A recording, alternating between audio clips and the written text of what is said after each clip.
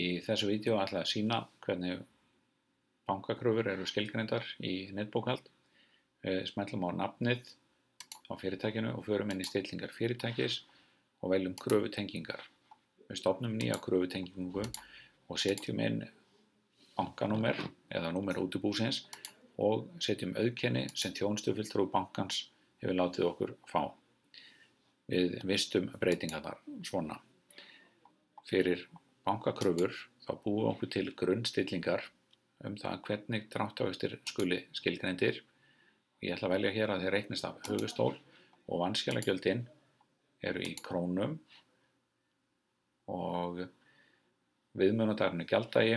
Fyrra vanskilagjaldið ætla ég að hafa 400 krónur eftir 10 daga og seinna vanskilagjaldið 500 krónur eftir 30 daga.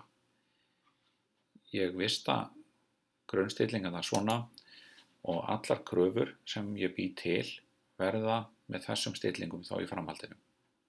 Takk fyrir.